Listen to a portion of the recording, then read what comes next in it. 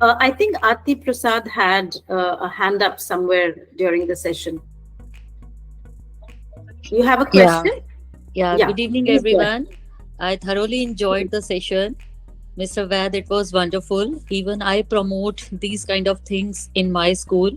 So I liked it Mhm. very much. But the quiz session I really liked. My only Yes. concern is since after COVID, screen time and appliance usage has increased tremendously. If both the Mhm. parents are working, they have given device to the student, but especially in middle school, high school, at that proper age, a child is not wise enough, or maybe he has self discipline to use it wisely. So how do we Mhm. control this? We are facing this problem a lot in schools where children have devices.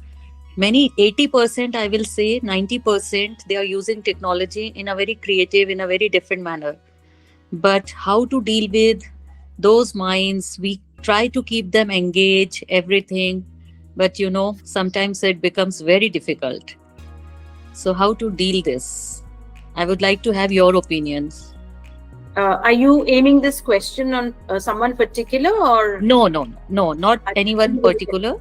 Okay, okay, Maybe we okay. can have open discussion. Anybody would Correct. like to? Yeah. Sophie, question, please go ahead.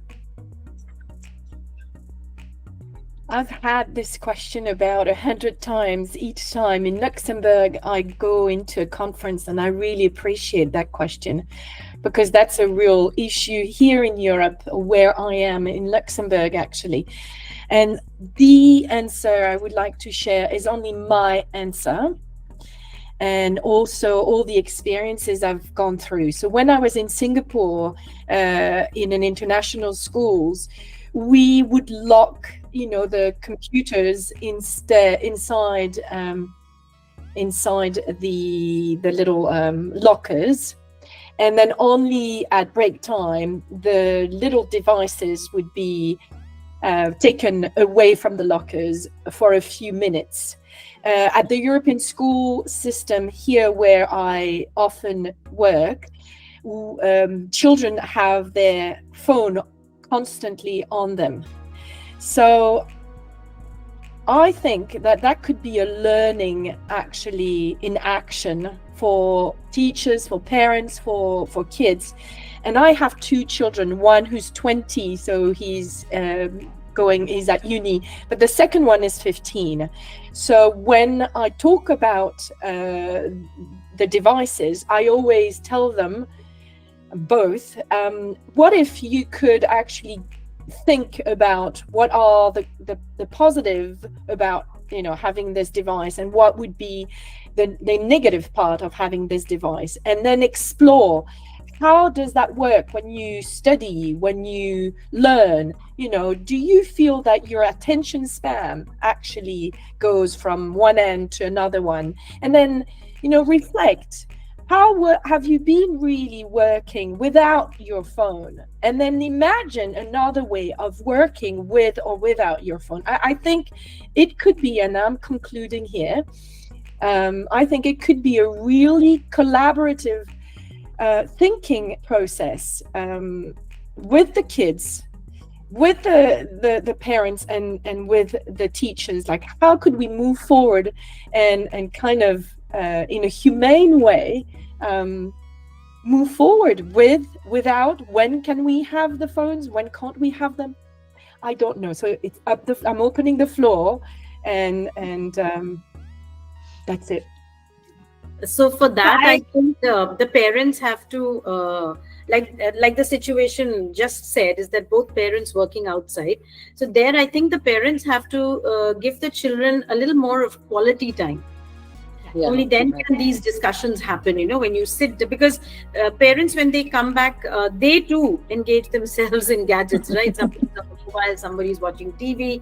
So that's the way they want to relax. So instead of that, if they could lead by example, so control their screen times, and then just sit with their kids, and just go on a discussion, in the sense, make the child feel that he's a member, and he's of the same and they're talking in the same level, and he's an adult, so he feels good.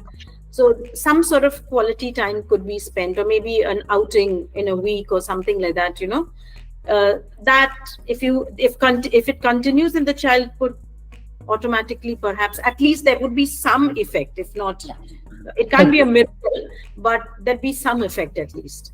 I mean, that's what I So feel. I think to add on to Ms. Nandita and Sophie, basically as Sophie said, it's a collaborative effort actually. Correct, Whether they are correct. parents or a mentor, mentor means teachers, as educators, we have to set up certain policies in place as well while we are allowing the students to come to school with the gadgets and all. Because I know IB schools always allow, they have been allowing since the beginning actually in the IB schools. CBSE, they do not give this kind of Yes, authority, or they're not approving as of now. But still, as educators and as parents, it's a collaborative effort basically, where when the child is at home, as parents, like Nandita very beautifully said, we need to give the quality time to our kid. Now, as Sophie said, my daughters are like 25 and 23, and one is 23, one is flying with Indigo, and the other one is still studying. She wants to become a clinical psychologist. So, but post-pandemic, the situations are such that everything comes on mobile. The teachers' lessons or assessment, everything is being blended. So we have to understand, and we have to give them also the situation where if they lose their eyesight, how will they survive? So we have to give them such. No, Nandita, I'll be very open and I'm very transparent with my kids at least. That's the kids where I teach actually. These are the real life scenarios where we actually see students losing their eyesight, losing their hair, and these days hair fall is the basic and the major effect of using this technology all the time. Believe me, I have been seeing the kids losing their hair. So I think we have to give them real life experience, and we have to share the real life experience with the kids so that they can understand that usage of mobile phone or usage of technology has to be a kind of for a limited period of time, which should not make a bad or negative impact on their health or on anybody anything else. So, That's so what Rabiaah, I've got my hairs in, so that shows how much I use my mobile phone. Good one. Okay. Yeah, good one.